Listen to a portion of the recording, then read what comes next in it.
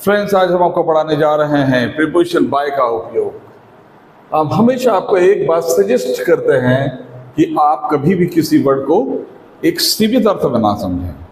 हर एक वर्ड के अलग अलग यूज होते हैं और कभी भी जब भी पढ़ें आप तो उसको डिफरेंट यूज के साथ पढ़ें। आप गो को पढ़ते हैं तो आप उसके डिटेल्स भी कम पढ़ते हैं डिटेल्स। आज हम आपको बाय के बारे में बताते हैं। आप देखिए, हम बाय के अलग अलग उपयोग को समझेंगे।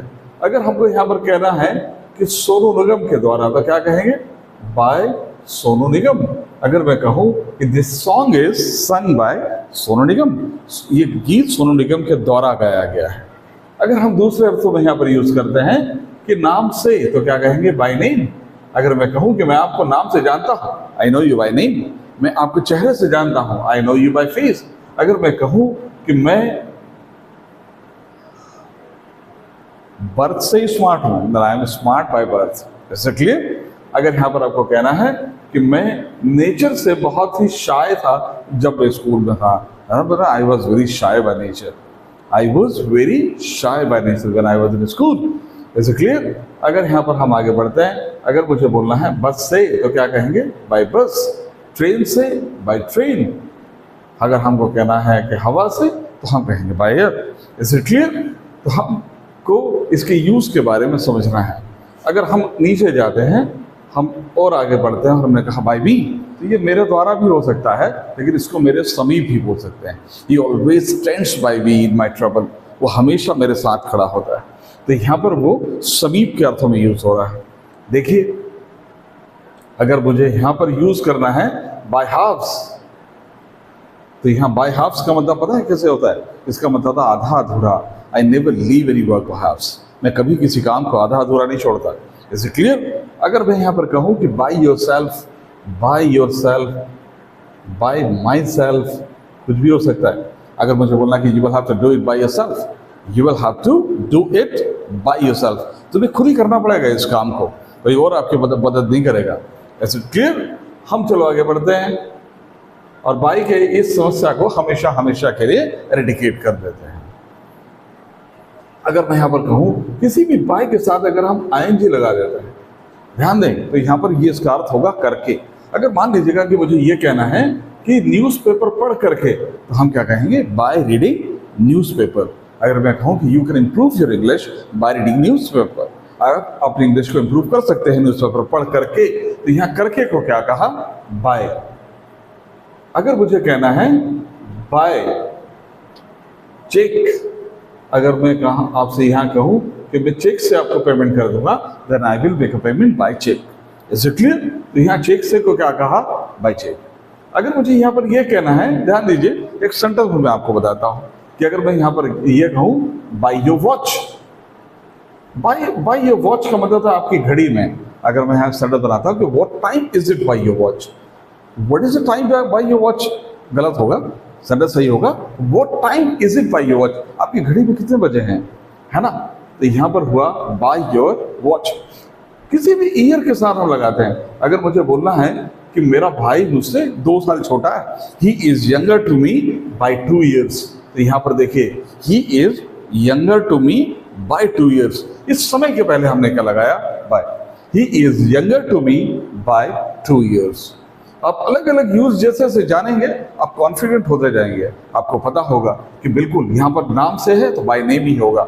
अगर मुझे बोलना है कि वो मेरे समीप खड़ा था, he was sitting studying by me, basically बैठा है studying। अगर मैं कहूँ कि I never leave any work perhaps, मैं यहाँ भाई का बाय का ही यूज होगा। Is it clear? Gradually you have to just understand कि कहाँ किसका यूज और किस तरीके से यूज होता है। अगर मैं कहूँ कि वो मुझसे 2 साल सीनियर है, then he is senior to me by 2 years, he is senior to me। अगर मुझे बोलना है कि मैं आधा घंटा लेट हो गया हूँ, तो क्या कहेंगे? I got late by half an hour, I got late by half an hour। तो यहाँ पर बाय का यूज कर रहे हैं। अरे रीडिंग में यहाँ करके के लिए लगाया। अगर मैं कहूँ कि you can improve your English by reading newspaper, you can change your life by changing your attitude, है ना? अगर हमको किसी चीज से बेचना है, जैसे मुझे कहना है कि हम इस जमीन को स्क्वायर फीट से बेच देते हैं, तो हम क्या कहेंगे? I will sell this property by square feet. Square feet के हिसाब से, अगर मुझे बोलना मीटर के हिसाब से तो बाई मीटर हो जाएगा। तो यह अब यहाँ पर क्या हुआ के हिसाब से, ये बड़ा कंफ्यूजन इंग्लिश में बना रहता है। बहुत सारे लर्नर्स इस बात को समझ ही नहीं पाते और जब भी वो इंग्लिश बोलने की कोशिश करते हैं तो यहाँ पर जा करके थोड़ी गाड़ी अटक जाती है कि अगर मैं कहूँ कि उससे 2 साल सीनियर है, he is senior to be by 2 years, मैं आधा घंटा लेट हूँ, तो लेट का इंग्लिश तो पता होता है, लेकिन अगर मैं कहूँ कि मैं आधा घंटा लेट हूँ, I got late by half an hour, तो यहाँ बाय का यूज करेंगे। Is it clear? तो ग्रेजुअली आपको ये सब चीज़ों को समझना है कि बाय का यूज कहाँ कहाँ और कितने अलग अलग अर्थों में यूज होता है। अगर मैं यहाँ पर यूज करूँ कि बाय हैंड, बाय हेयर, अगर मुझे कहना है हाथ पकड़ करके, ऐसा बोलते हैं I took him to the principal by hand, मैं उसका हाथ पकड़ करके लेके गया, तो यहाँ क्या यूज हुआ? पकड़ करके। Is it clear? I took him to the principal by hand, तो यहाँ बाय का यूज कर रहे हैं। तो बाय के देखिए कितने अलग अलग यूज है। अगर हम इसको आगे लेके जाते हैं, देखिए अगर मुझे यहाँ पर ये कहना है कि बाय फार, अब ये बिल्कुल ये फ्रेज अलग हो गया है ना, ये प्रीपोजिशन की तरह यूज नहीं कर रहे हैं अपन। अगर हमको बोलना है बाय फार, यानी होता है कई गुना। अगर बात this is by far better, मतलब कई गुना अच्छा है, तो यहाँ पर बाय फार का मतलब हुआ कई गुना। Is it clear? तो बहुत सारे यूज आपने सुन रखे हैं पहले, 1 by 1, एक एक करके, तो यहाँ पर तो बाय का कोई मतलब ही नहीं हुआ। अगर यहाँ पर मुझे यूज करना है बिट बाय बिट, हिंदी में कहेंगे थोड़ा थोड़ा करके, बिट बाय बिट, या थोड़ा थोड़ा करके, यहाँ पर प्रीपोजिशन के अर्थ में यूज नहीं हुआ है उसका, है ना। एक फ्रेज है, आपको समझना है। लिटिल बाय लिटिल भी बोल सकते हैं कि your English is going to be better bit by bit, थोड़ा थोड़ा कर करके ये बेहतर होते जाएगी। तो you have to just understand. तो बाय फार यानी क्या हुआ? कई गुना, बाय फार बेटर, है ना। तो gradually you have to just understand this. अगर मुझे बोलना है कि बाय डे, यहाँ मैं प्रीपोजिशन की तरह यूज कर रहा हूँ। बाय डे का मतलब होता है बाय नाइट, हिंदी में बोलते हैं दिन के दौरान, है ना। अपन बोलते हैं ना नेवर ट्रेवल बाय नाइट, मतलब नाइट के दौरान आप ट्रेवल मत करो, डोंट ट्रेवल। तो यहाँ पर क्या हुआ? रात के दौरान, तो यहाँ क्या हो गया? दौरान। देखिए कितने अलग अलग अर्थ आपको देखने को मिल रहे होंगे।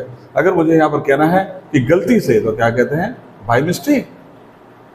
अगर बोलते हैं कि बाय मिस्टेक ये काम हो गया। अगर मुझे बोलना संयोग से, तो क्या कहेंगे? By chance. ऐसे बहुत सारे यूज आपको पढ़ने को मिलेंगे। आप इसको अगर आप लाइक करते हैं और हमारे साथ जुड़ते हैं जी सेल्टा के साथ, तो आपको बहुत सारी चीजें मिलेगी। देखिए अगर मुझे बोलना है बाय डिफॉल्ट, बाय डिफॉल्ट का मतलब यहाँ पर ये होता है, मैं इनको सबको कैपिटल कर देता हूँ क्योंकि मैं सब कैपिटल यूज कर रहा हूँ। अगर मुझे यहाँ पर बोलना है कि डिफॉल्ट से, तो क्या बोलेंगे? By default. गलती से अगर कोई काम आप कर रहे हैं और आप बाय डिफॉल्ट कर रहे हैं, है ना, गलती, सॉरी, स्वयं, I am extremely sorry, upon by default का मतलब यहाँ ये यूज करते हैं कि खुद ही कर लिया उसको, है ना। बाय डिफॉल्ट कई सेटिंग होती है जो बाय डिफॉल्ट होती है, and by mistake is called गलती से। ओके, तो आपको थोड़ी छोटी चीजें समझनी है। कुछ फ्रेजेस को भी आप जरूर पढ़िएगा। अगर मैं यहाँ पर कहूँ कि बेईमानी से, तो क्या कहेंगे? By unfair means. तो यहाँ पर देखिए बेईमानी से को क्या कहा? By unfair means. I don't want to make money by unfair means, मैं बेईमानी से पैसा नहीं कमाना चाहता। अगर मैं यहाँ पर एक फ्रेज और यूज करता हूँ, बाय हुक और बाय क्रुक। पूरी फ्रेजेस आप निकाल लीजिए एक साथ, और बाय हुक और बाय क्रुक हिंदी में कहते हैं शाम दाम दंड भेद एन कीन प्रकारण। अपन बोलते हैं you will have to do it by hook और बाय क्रुक। तुम्हें किसी भी तरीके से इस काम को करना पड़ेगा। इसको आप पढ़िए और सारे वर्ड को पढ़िए, एट को पढ़िए, इन को पढ़िए, बियॉन्ड को पढ़िए, अबाउट को पढ़िए, और इसको सीखते जाइए। English is going to be much easier for you. Thank you.